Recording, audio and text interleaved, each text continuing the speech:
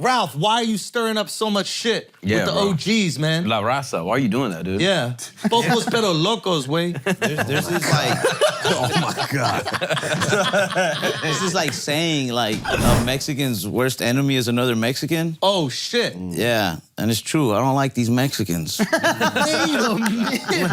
agree on so much, bro. We agree. Come on, bro. Come on. Okay, listen, obviously there's this beef everybody's going around. I don't even know if it's beef. I don't think so. Nah, this shit's I thought it was fine. Nah. Thought it was fine for real? Like, Yeah. I mean, you did put a video out where you were killing him. Yeah.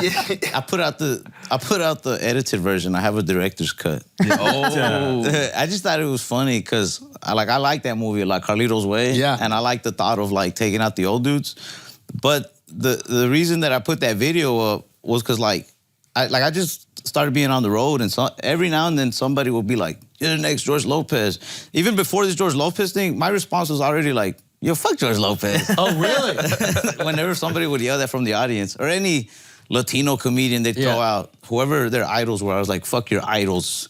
But when that thing came out, I was just like, "Oh, this is perfect. This is like what I've been saying." Yeah. was that a real sentiment, or just I'm trying to get a laugh on stage when they say it? Or was your brain really like, yo, I'm coming for it. Fuck all these guys. Nah, I wasn't really like coming for them. It's just that when they would name them, I'm like, I don't know, like. Sometimes it's a funny thing to say on stage. Yeah, it's a funny thing to say. I just think it's funny that they're just like assuming I like looked up to George Lopez. That's the thing I wanted to ask you when you came up, because you're 26. Yeah. I'm 39. Yeah. And I felt I was young when I was watching George Lopez. Yeah. So I wasn't watching I don't them. think you ever grew up watching him. Even when I was watching them, I was like, I don't get it. Oh, come on. Nah, that motherfucker's hilarious. Yeah. That's hate, bro. That's hate, bro. It was good. That was good hate. You got to give it up for good hate. That's hate. Yo, watch, you got your chain on your. I like that. Wait, you didn't think he was funny?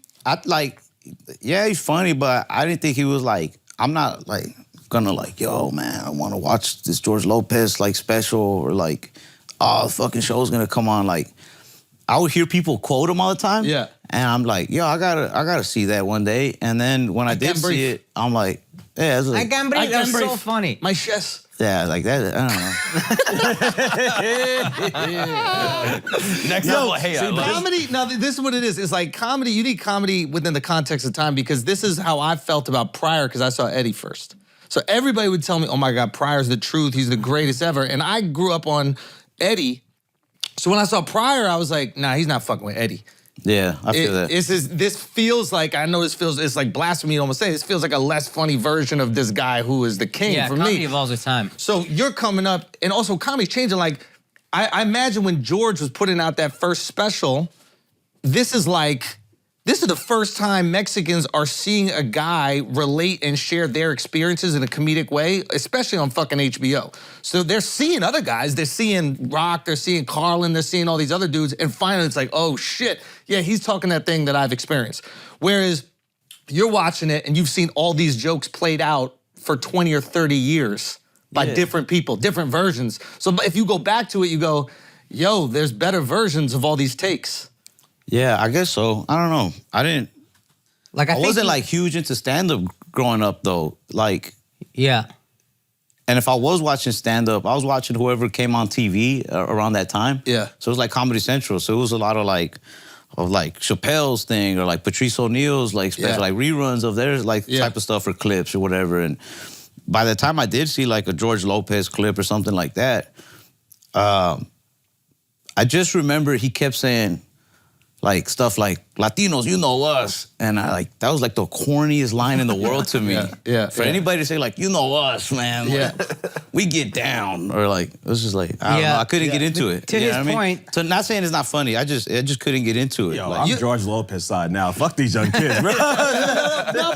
This is And George does say that in the podcast. I started, it's almost like, when young dudes look at the rap OGs and the rap seems so simple, and they're just a hip hop, a hibbit. You know what I'm saying? And you're just like, what the fuck are you doing? Yeah, that's what it feels like I'm watching George. Yes, but at the time, that Dr. Seuss shit was fire. I bet. You know what I mean? Yeah. Not to say he's not funny. Like, I'm like, yeah, he's funny as fuck. It's just like I'm not gonna watch him. To his point, you were like 3 when the George Lopez show came on the air. You were like 5 or 6 when the special came out. Yeah. So that thing back then, to his point, it's like when we saw Russell, I'm old enough to like see the beginning. I really felt exactly like what he said. Like, yo, we've never heard anybody talking to us.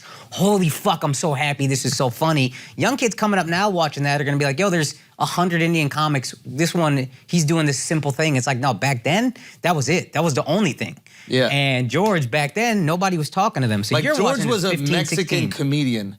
You're Yeah. a comedian that's Mexican.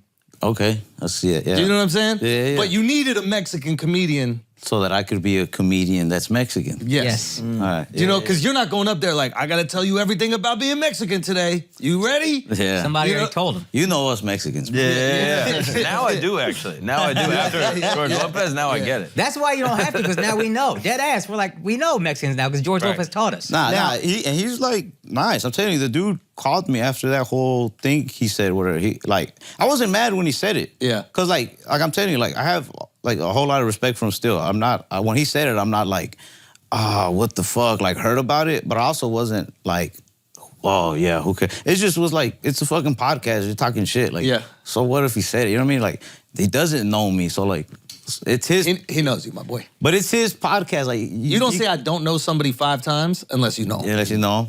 But yeah, he called me and he was like super cool. I was kind of like starstruck by it, to be honest, because I wasn't expecting it. But, How did he call it? Was he like no. Tell me about the call. What he happened? was just like, he's like, hey, Ralph, this is George, man, George Lopez. I was like, I wanted to call and apologize. And my first words was like, what the fuck? And I was like, my bad, man. I didn't mean to be like rude or nothing. It's just like, damn, it kind of caught me off guard, you know? That he's even calling me. And he was just like, yeah, man. He's like, I was kind of like in the heat of the moment where they're just kind of shooting the shit with Trevino and kind of fired up about it. But I didn't mean to like talk badly about you or anything like that. Like just kind of talking shit, you know? Like, but I apologize. I was like, you didn't have to, man. I was like, I appreciate that a lot. Like, you really didn't have to, you know? It's not like bugging me like that.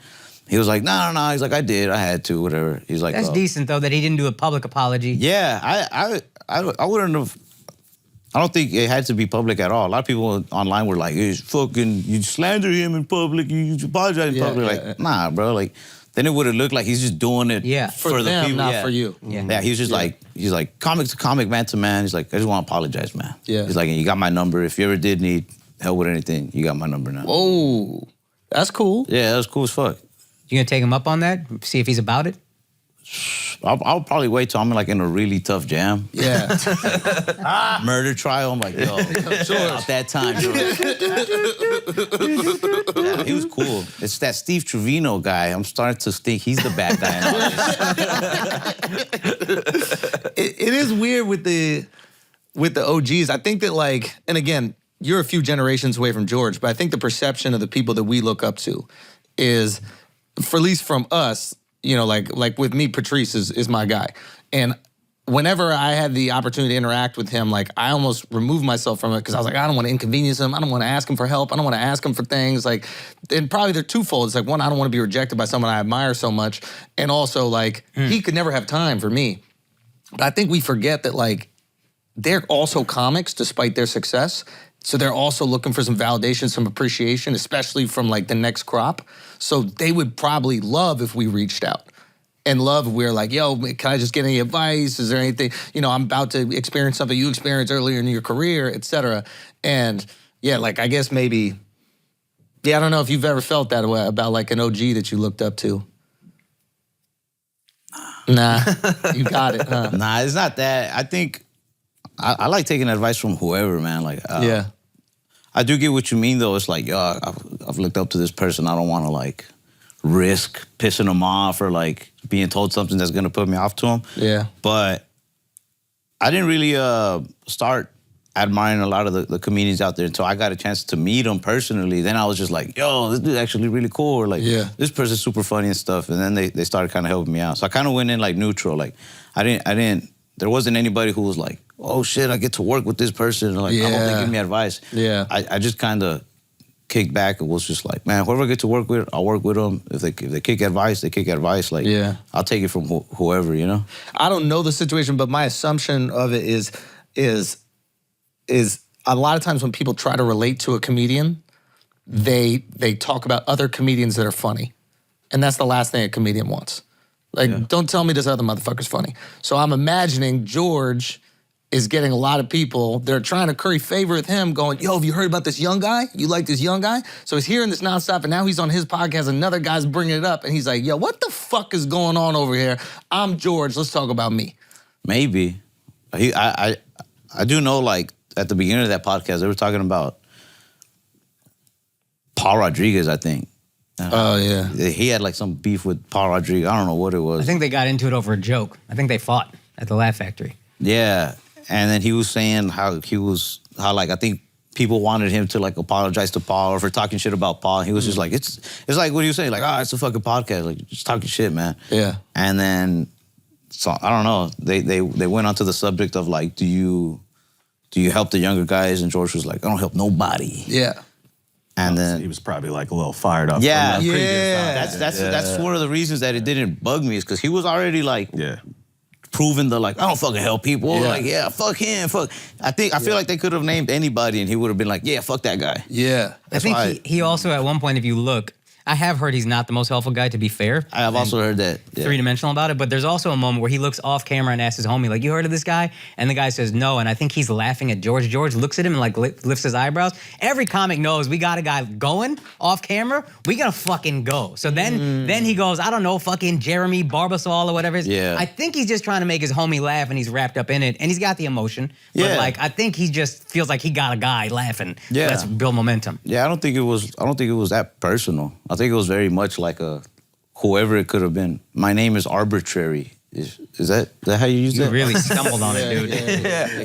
I almost thought that's what your name was. When you were saying that, I was like, yo, arbitrary, it's great to meet you. And also, word could have got back to him. Like you said, people would say at your shows, like, oh, you're the next George Lopez. And you're like, fuck George Lopez. And maybe word got back to him. And now he's like, Yo, that's true. Word, his youngest popping, you know? Yo, that is true. But my defense would be the same, like, I don't know, it's talking shit. Yeah, it's a show. It don't fucking matter. Yeah.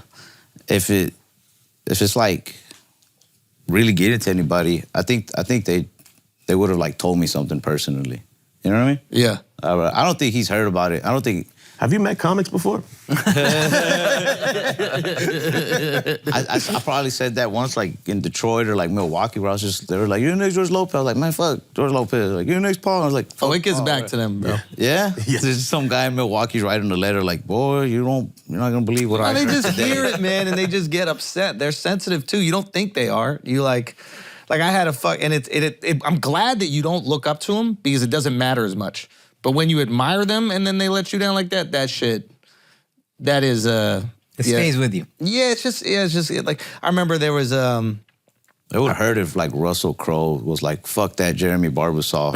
yeah. Like, what the fuck? Gladiator doesn't like me? That was suck. It hurts way more, bro. It hurts so much. Like, Spaniard hates me? Fuck. Yeah, it was it's always tricky, man.